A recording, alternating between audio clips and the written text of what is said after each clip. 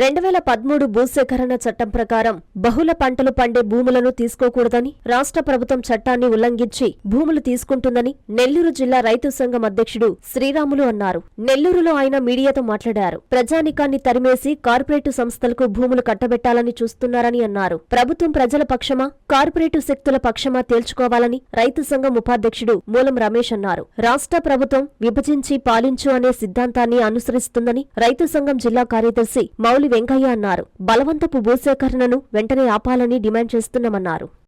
శ్రీరాములు రైతు సంఘం జిల్లా అధ్యక్షుడిని.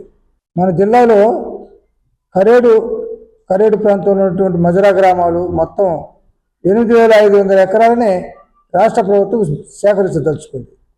ఈ 8,500 ఎకరాలు కూడా పచ్చగా మూడు పంటలు పండేవి, బహుళ పంటలు పండే భూములు. వీటి మీద చిన్న తరగతి పేద రైతులు, వ్యవసాయ కార్మికులు నిత్యం కష్టపడి సంపాదించుకుంటూ వాళ్ళ కుటుంబాలు పోషించుకుంటూ అభివృద్ధి చెందుతున్నారు. ఈ అభివృద్ధి చెందుతున్న ప్రాంతం మీదనే కన్నుబడింది రాష్ట్ర ప్రభుత్వానికి. రోజున ఇండోసోల్ కంపెనీ వాళ్ళకి కరెంటు తయారు చేసేదానికి భూమి కావాలని సేకరణ ప్రకటించారు వాళ్ళు. ఆ ప్రకటన ప్రకారం గ్రామ రైతు సభ కూడా జరిపారు. నిదానంగా గ్రామ సభలో రైతాంగం అంతా కూడా ఏకగ్రీవంగా మేము ఇవ్వమని చెప్పారు. అయినా బలవంతంగా ఏదో రకంగా చీలికలు తెచ్చి కానీ ఒక రకంగా కూడా ఆ భూమిని కాజేయాలని రాష్ట్ర ప్రభుత్వం ప్రయత్నం చేస్తున్నది. అంటే ఇండోసోల్ కంపెనీకి రాష్ట్ర ప్రభుత్వం ఏజెంట్గా పనిచేస్తున్నది, దళారీ ప్రభుత్వం. ఈ ప్రభుత్వం ప్రజల వైపున, రైతుల వైపున కాకుండా ఎవరైతే వాళ్ళకు ఎన్నికల సందర్భంలో కోట్లు ముట్టు చెప్పారో వాళ్ళ వైపు పనిచేసే పరిస్థితి ఉంది. రెండో అంశం ఏంటంటే భూసేకరణ 2013 కేంద్ర ప్రభుత్వ చట్టం సెక్షన్ 10(2) ప్రకారం బహుళ పంటలు పండే భూములు తీసుకోకూడదు. ఈ బహుళ పంటలు పడుతున్నాయి, అందరి కళ్ళు కనపడుతున్నాయి. మరి ఐఏఎస్ చదువుకున్న అధికారులు కానివ్వండి, ఇతర అధికారులు కానీ చూసి రాసి పాస్ అయ్యి వచ్చారు, లేకపోతే డబ్బులు ఇచ్చి ఉద్యోగాలకు వచ్చారు, లేక ప్రభుత్వానికి లొంగి పనిచేస్తున్నారు. కానీ ఈ బహుళ పంటలు పండే ప్రభుత్వం, బహుళ పంటలు పండే ప్రాంతం, ఈ ప్రాంతాన్ని సేకరించకూడదని వాళ్ళు రాయలా.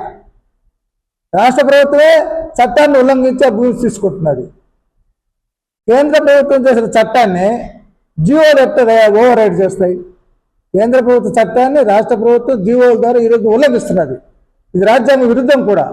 అందువల్ల చట్టానికి విరుద్ధంగా కూడా మొత్తం ఈ ప్రజానీకాన్ని అంతా అక్కడి నుంచి తరివేసి ఈ ప్రాంతాన్ని కార్పొరేట్ సంస్థలకు ఇవ్వాలని ప్రయత్నాలు చేయడం అన్యాయమని మేము రైతు సంఘంగా తెలియజేస్తున్నాం. దీన్ని ఉపసంహరించుకోవాలని కూడా డిమాండ్ చేస్తున్నాం. కర్ణాటక రాష్ట్రంలో రైతులంతా 1100 రోజులు పోరాటం ఎట్లా నిలబెట్టుకున్నారు, ఆ రకంగా పోరాటం నిలబెట్టుకునే దానికి కరేడు ప్రాంత రైతాంగం కూడా ఈరోజు సిద్ధంగా ఉన్నారు.